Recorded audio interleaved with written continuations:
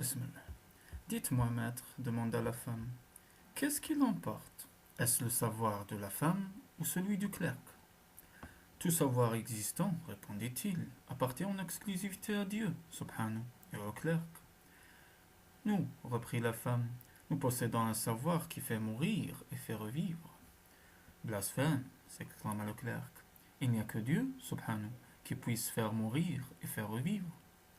Bon, dit-elle, entendu. Pour sûr, je vous le ferai connaître, ce savoir. Ne ménagez pas votre peine, répliqua le clerc. Tout ce qui est en votre pouvoir, faites-le. La femme laissa passer un certain temps, jusqu'à ce que le maître d'école eût oublié la chose. Elle attendit que ce fût son tour de lui porter son repas. Alors, elle se fit belle et alla le lui porter. Arrivée au bord de la citerne, dans laquelle il y avait 6 mètres d'eau, elle appela le clerc.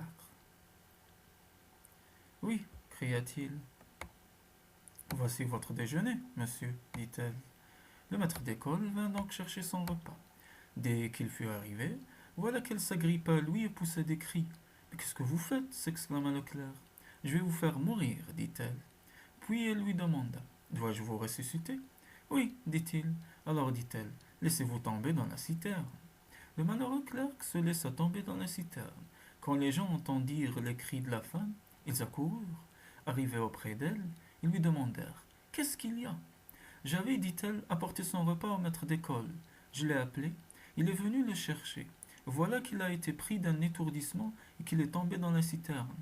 Les gens s'avancèrent et retirèrent le clerc de la citerne.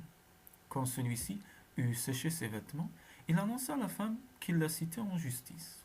Allez, lui dit-elle, vous avez autre chose à faire. Pas question, s'obstina-t-il. Alors lui demanda-t-elle, je voudrais que vous me donniez de quoi au moins me couvrir. C'est que je suis gêné d'aller chez les gens dans cette tenue. Le clerc lui donna la pièce d'étoffe dans laquelle il se drapait habituellement, et il resta lui-même en djellaba. Arrivé chez le qadi, la femme dit à celui-ci, Dieu, subhanahu, m'est témoin, cet homme a perdu la raison. C'est bon, dit le qadi, expliquez-vous. Pour l'amour du ciel, monseigneur, s'écria le maître d'école, il faut que vous tranchiez mon différend avec cette femme. Elle m'a appelé en me disant voici votre déjeuner. Je suis sorti pour aller le chercher. Alors elle s'est agrippée à moi et a poussé des cris. Je lui ai demandé mais pourquoi est-ce que vous avez fait ça? Elle m'a répondu je m'en vais vous faire mourir. Au moment où les gens allaient arriver, elle m'a demandé voulez-vous que je vous ressuscite? D'accord, lui ai-je dit. Alors, elle m'a ordonné de me laisser tomber dans la citerne. Je me suis donc laissé tomber dans la citerne, poursuivit-il. Les gens sont accourus et ils ont demandé qu'est-ce que c'est que ça? Qu'est-ce qui vous prend? Alors elle leur a dit j'avais apporté son repas au maître d'école et voilà que je l'ai trouvé qui était tombé dans la citerne. Qu'est-ce qui est arrivé? Demanda le qadi à la femme, pour que vous ayez fait tomber le clerc dans la citerne. Je vous en supplie, monseigneur, dit-elle. C'est ce que je vous ai dit. Que m'avez-vous dit? Demanda le qadi. C'est que, dit-elle, le clerc, ne lui faites aucune confiance, car il est fou. Pas du tout, monseigneur, s'écria l'autre. Je ne suis pas fou. Si, monseigneur, insista la femme, il est fou. En effet, d'ici pas longtemps, il va même vous dire que ce que je porte là est à lui. Ben quoi? Comment s'exclama le clerc. À qui d'autre serait-ce, évidemment? N'est-ce pas, monseigneur? Dit la femme. Vous voilà arrivé là où je vous avais dit. Ce que vous avez dit est vrai, reconnut le qadi. Le clerc n'a plus sa raison. Je vous en prie, monseigneur, dit la femme. Il faut que vous me donniez quelqu'un qui puisse m'aider à ramener ce clerc pour le soigner avec des plantes jusqu'à ce qu'il soit guéri. Ligotez-le, ordonna le qadi, aidez cette femme à le ramener.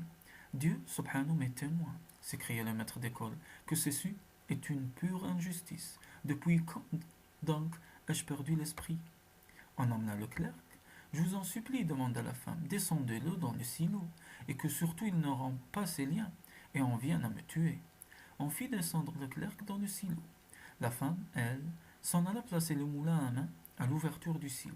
Alors chaque fois qu'elle tournait la meule, v'là, elle envoyait un seau d'eau au maître d'école, et celui-ci de gémir aïe aïe aïe, c'est la fin du monde, ce déluge. Chaque fois que des gens venaient jeter un coup d'œil sur le clerc, il l'appelait. Maître, oui, disait-il, comment allez-vous, monsieur? Lui demandait-on. Mais vous-même, répondit-il, comment allez-vous? Est-ce que vous n'avez pas failli être emporté par une trombe avec cet orage d'hier soir? Les gens se disaient, ce pauvre maître d'école, sa folie continue à empirer. Un jour, la femme l'appela. Monsieur Mohammed, oui, dit-il, est-ce que ça vous suffit? Ou bien je vous en rajoute? Je vous supplie, dit-il, c'est assez. Elle fit donc venir les gens, ils le retirèrent du silo, et il regagna sa mosquée. Au bout d'un certain temps, le voilà qui dit à la femme, il faut absolument que vous rende la monnaie de votre pièce. Entendu, monsieur, répondit-elle. Je vous demande alors d'aller me labourer un potager. D'accord, dit le maître d'école, et il s'en alla, donc, prendre un attelage et labourer. Lorsqu'elle lui porta son déjeuner, la femme avait le pan de son vêtement rempli de poissons. Quand elle eut posé le déjeuner devant le clerc, et que celui-ci eut commencé à manger, elle s'éloigna et fit semblant de se mettre à ramasser des poissons. Puis elle lui demanda, pourquoi labourez-vous sans ramasser ces poissons qui sont dans le sillon? Ça alors, s'exclama le clerc.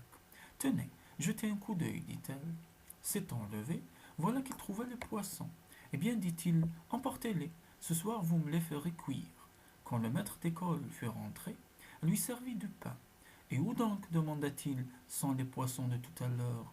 Ça ne va quand même pas vous reprendre, s'exclama-t-elle. Ce qui vous est arrivé dernièrement. Il se jeta sur elle et se mit à la frapper. Elle poussait des cris. Les gens accoururent et leur demandèrent, qu'est-ce qui vous arrive?